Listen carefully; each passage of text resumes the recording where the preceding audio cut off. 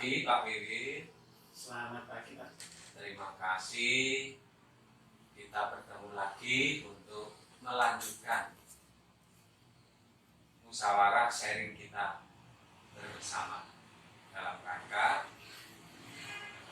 meningkatkan proses pembelajaran. Selanjutnya,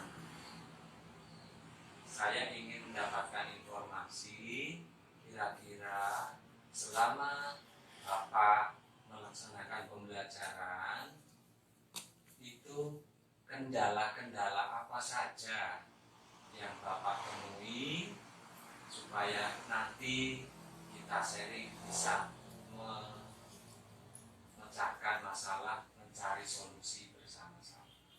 Silakan.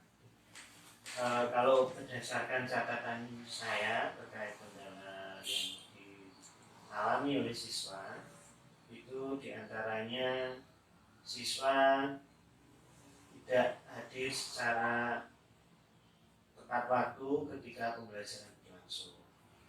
Kemudian siswa kadang tidak mengisi presensi. Juga ada siswa yang tidak mengerjakan tugas. Ada pula siswa yang tidak didampingi orang tua. Ada juga siswa yang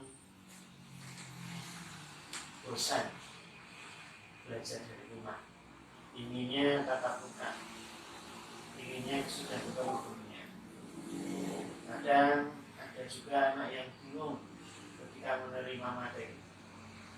Di rumah tidak ada yang menjelaskan, ada materi-materi yang butuh penjelasan. Dan ketika dijelaskan oleh guru karena keterbatasan media itu juga belum paham, sehingga hasilnya juga kurang optimal dalam pengerjaan tugas-tugas. Selain itu, motivasi anak juga kadang turun, jadi naik turun, kadang naik kadang turun. Dan memang pandemi ini sudah cukup lama sehingga anak-anak juga turut terpengaruh motivasi belajarnya. Mungkin itu beberapa di antara kendala-kendala yang dialami siswa. Nah, dari kendala-kendala yang Bapak alami, yang Bapak hadapi di masa pembelajaran ini, sebenarnya keinginan Bapak sebagai guru kelas, tujuan Bapak sebagai guru kelas itu sebenarnya bagaimana? Tujuan saya sebagai guru itu meningkatkan motivasi belajar. Itu yang utama, karena dengan motivasi belajar yang meningkat, nanti anak-anak akan bisa mengikuti pembelajaran dengan tepat waktu, kemudian mengirim tugas tepat waktu. Selain itu nanti juga belajar secara mandiri ataupun nanti didampingi orang tua. Hasilnya pun diharapkan nanti juga optimal hasil belajar. Itu tujuan-tujuannya. Selain itu juga di masa pandemi anak tetap rajin belajar, kemudian meningkatkan literasinya dengan membaca, dengan banyak berlatih, terutama literasi membaca, literasi numerasi, dan juga nanti tetap terjaga nasionalisme karakteristiknya, kemudian religiusitasnya, kemudian integritasnya tetap terjaga, dan karakter-karakter baik yang lain. Selain itu diharapkan juga siswa memiliki karakter yang kreatif, kemudian kritis, kolaboratif, dan juga tentunya komunikatif. Itu harapan dan tujuan Bapak sebagai guru kelas. Ya. Nah, ketika Bapak memiliki tujuan atau keinginan dan harapan seperti itu, indikator-indikator yang bagaimana yang Bapak akan pakai untuk mengukur tercapai atau tidaknya langkah Bapak nanti ketika eksekusi di dalam pembelajaran. Misalkan kalau tujuan atau harapannya ingin memotivasi siswa, indikator yang harus dengan pasang bagaimana. Misalkan lagi saya memiliki keinginan untuk anak cepat menyelesaikan tugas, indikator yang harus dengan capai seperti apa? Jadi indikator keberhasilan tujuan yang ingin saya capai diantaranya adalah ketepatan waktu penyelesaian tugas dan pengiriman tugas sesuai dengan jadwal yang sudah disepakati. Selain itu, pengerjaan soal-soal itu bisa hasilnya optimal dengan kriteria ketuntasan minimal sudah tercapai oleh setiap siswa, dan juga siswa mampu mengkomunikasikan tugas-tugasnya secara baik melalui foto, mungkin melalui video, atau melalui percakapan grup WhatsApp. Itu diantaranya indikator yang menjadi pegangan Bapak ketika melaksanakan tugas. ya. Selanjutnya dari apa yang penjenengan alami selama ini melaksanakan pembelajaran, kondisi nyata yang sebenarnya penjenengan alami itu bagaimana? Kondisi siswa-siswa itu sebenarnya sudah terlihat jenuh dengan belajar dari rumah, inginnya tatap muka, apalagi ketika anak-anak menemui soal-soal yang sulit atau materi-materi sulit, sedangkan orang tua tidak bisa mendampingi. Itu anak-anak inginnya ke sekolah, curhat seperti apa, bagaimana caranya agar bisa dijelaskan oleh Pak Guru secara langsung. Padahal dengan secara online itu tentunya penjelasan menjadi terbatas, dan kadang anak sudah dijelaskan melalui online tapi juga belum paham, sehingga kondisi anak yang seperti itu dengan latar belakang orang tua juga yang tidak semuanya bisa mendampingi, menjadi nilai atau capaian anak belum optimal. Kondisi nyata yang Bapak alami ketika melaksanakan pembelajaran. Iya. Nah, beberapa kondisi yang penjenengan alami itu, kalau kita cermati, kira-kira penyebabnya apa? Jadi penyebabnya adalah memang kalau di sekolah itu terkondisikan dengan langsung baik, misalnya anak ketika bangun tidur, beraktivitas pagi, sarapan, siap-siap, sholat dan lain-lain langsung berangkat sekolah. Sekolah terkondisikan sesuai dengan jadwal pembelajaran dari pagi hingga siang hari. Nah, kondisi pandemi ini menyebabkan anak tidak terjadwal dengan baik di rumah itu, karena tentunya pengawasan orang tua sangat dibutuhkan, dan anak sebagian besar juga tidak didampingi di dalam belajar. Anak-anak juga dalam belajar bingung mau tanya siapa, sedangkan jika dijelaskan secara online kadang juga tidak paham atau tidak seoptimal ketika tatap muka. Dari penyebab-penyebab yang sudah Bapak sampaikan, sudahkah ada upaya yang Bapak lakukan untuk meminimalisir penyebab-penyebab atau menutupi, menghilangkan penyebab-penyebab sudah saya upayakan berkomunikasi dengan orang tua siswa-siswa yang kadang tugasnya tidak selesai atau tidak mengirimkan, kemudian juga tidak hadir ketika pembelajaran secara online itu, kita komunikasikan dengan orang tua dan alhamdulillah orang tua juga merespon.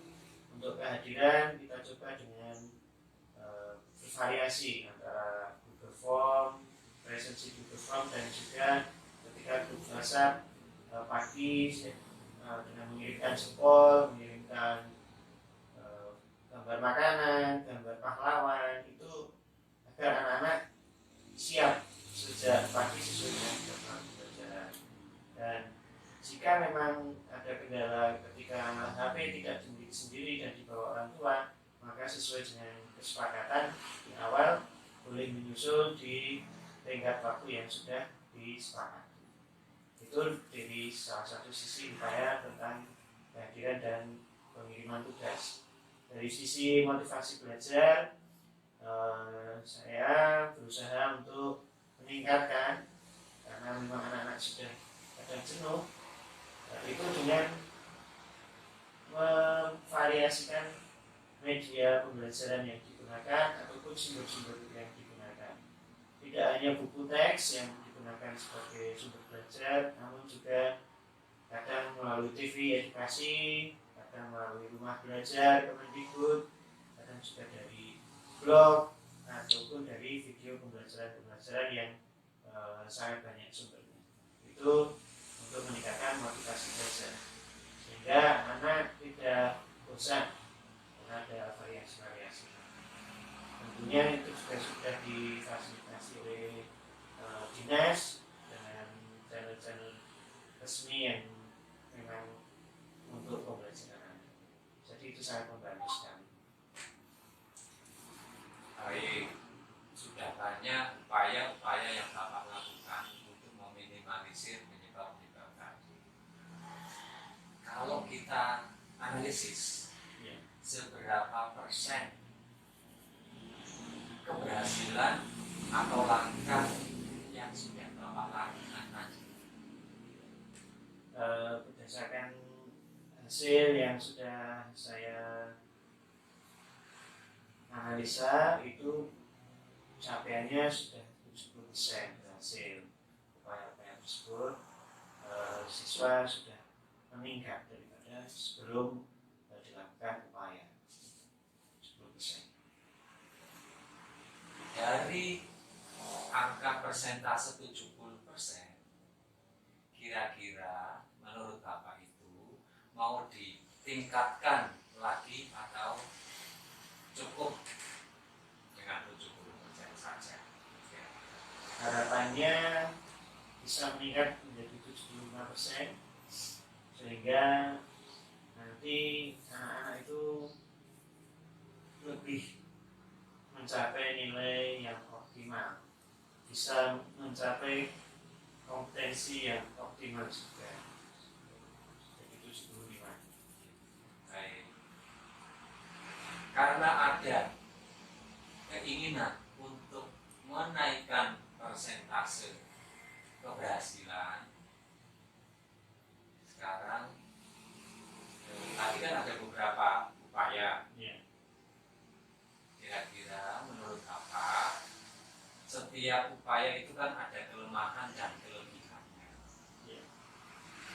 Mohon informasi, kalau tadi Bapak sudah menyampaikan langkah A, langkah B, upaya A, upaya B. Sekarang coba kita sama-sama sharing kelemahan dan kelebihan langkah A, kelemahan dan kelebihan langkah B. Upaya dalam meningkatkan persentase keberhasilan itu diantaranya langkahnya misalnya dengan penggunaan aplikasi belajar Google Classroom. Namun punya kelemahan sendiri karena anak-anak kadang kuotanya terbatas. Namun alhamdulillah ada bantuan kuota, itu bisa kita gunakan. kalau slow memang hal baru itu dicoba dan diajarkan kepada anak-anak, dan nanti juga tentunya pendampingan orang tua sangat penting. Upaya berikutnya adalah dengan menggunakan blog terpadu dengan video buatan guru tersendiri. Itu selama ini blog tautannya video yang dari berbagai sumber. Namun kiranya bisa dibuat blog dengan video tautan dengan pembuatan guru sendiri, yang tampil guru sendiri sehingga anak bisa lebih termotivasi. Itu keunggulannya. Dan juga nanti materinya lebih terfokus. Apa yang menjadi tujuan dan materi-materi yang diperlukan itu bisa lebih fokus. Memang punya kelemahan di samping waktunya yang lebih lama di dalam pembuatan, juga memerlukan biaya, dan juga tentunya perlu kesabaran di dalam pembuatan, karena memang tampil secara tatap muka dengan tampil secara di depan layar itu jelas sangat berbeda, apalagi bagi guru yang memang belum pernah. Namun baiknya adalah anak-anak terobati, paling enggak sedikit rasa kangennya tatap muka dijelaskan oleh guru secara langsung. Jika anak belum paham, anak-anak bisa mengulangi lagi, itu lebih efektif dan efisien di dalam penjelasan. Dan anak-anak juga nantinya bisa berdiskusi melalui Google Meet. Nah, nanti bisa partisipasi, diskusi, ketemu teman-temannya.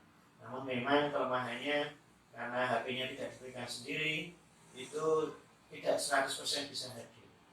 Mungkin perlu janjian atau jadwal yang bisa semuanya bisa hadir. Tapi selama ini itu masih kurang dari 70% kehadiran. Itu beberapa alternatif dengan beberapa kelemahan dan kelebihannya gitu. Nah, selanjutnya setelah kita mengetahui langkah A kelemahan dan kelebihannya seperti ini, langkah B kelebihan dan kelebihannya, kelemahan dan kelebihannya seperti ini, kira-kira menurut Pak Guru langkah mana yang paling memungkinkan dan paling efektif yang ingin Bapak laksanakan? Untuk ke depan ingin saya upayakan untuk membuat blog terpadu dulu dengan konten yang ditampilkan dan video buatan guru sendiri. Selain untuk keperluan siswa dalam pembelajaran agar lebih termotivasi, penjelasan juga dari guru sendiri, dengan materi juga lebih terarah. Itu juga merupakan salah satu upaya pembuatan media oleh guru sendiri, jadi pengembangan. Baik, satu upaya yang bernilai positif. Kalau boleh saya mengulangi, jadi langkah yang ingin Bapak lakukan adalah membuat blog terpadu, betul, yang isinya adalah materi dan video-video yang hasil buatan dari guru. Nah, baik sekali dan saya mendukung sekali upaya tersebut. Ketika panjenengan sudah menetapkan langkah yang akan ditempuh atau kegiatan atau alternatif yang akan ditempuh, kira-kira untuk selanjutnya langkah-langkah apa, bagaimana yang akan Bapak lakukan untuk mewujudkan yang blog terpadu dengan konten dan isi dari guru yang disampaikan? Tentunya untuk meningkatkan tersebut kita butuh kolaborasi dengan guru yang lain. Untuk itu saya ingin mengajak rekan sejawat untuk berperan di dalam pembuatan, baik itu nanti sebagai perekam atau membuat membuat naskah dan lain-lain. Itu jadi butuh kolaborasi antar teman sejawat di dalam pembuatan. Sedangkan untuk isi blog sendiri secara tertulis itu bisa dikerjakan sendiri dan rangkuman atau mengambil dari berbagai sumber yang sudah disesuaikan dengan tujuan pembelajaran. Ketika Bapak sudah menyampaikan keinginan alternatif yang ingin dilaksanakan serta langkah-langkahnya secara rinci tadi, kalau diperbolehkan, saya ingin memberikan umpan balik terhadap rencana Pak Guru tadi. Ya, terima kasih Pak. Saya mengharapkan umpan balik dan saran atau ide kritik dari Bapak untuk perbaikan dan kemajuan peningkatan. Baik Pak Guru. Nah, pertama, ide kreatif dari Bapak akan kita laksanakan dan kita realisasikan dengan segala upaya dan kerjasama kita. Yang kedua, langkah-langkah yang sudah Pak Guru tentukan tadi itu nanti tolong betul-betul dilaksanakan selangkah demi selangkah. Kalau dibutuhkan kerjasama tadi Bapak sampaikan, silahkan bekerja sama. Karena dengan berkolaborasi ini juga akan memberikan efek positif pembelajaran tutor sebaya dengan rekan-rekan guru semua. Harapannya nanti ketika penjenengan dan teman-teman sudah memiliki blog terpadu tadi dengan konten yang hasil buatan dari masing-masing guru, nantinya akan semakin memberikan dampak kualitas pembelajaran yang baik dan hasil akhirnya adalah prestasi siswa yang meningkat. Nilai plusnya ke sekolah, kualitas pembelajaran di sekolah kita ini akan semakin meningkat, lebih bagus dari yang sebelumnya. Yang seperti Bapak sampaikan tadi, yang membosankan, siswa tidak tertib, mengerjakan tugas, kadang-kadang jangka waktu pengumpulan tugasnya juga lama, hasil tugasnya atau hasil belajarnya juga belum mencapai KKM, supaya hal-hal yang itu tadi bisa kita minimalisir. Iya.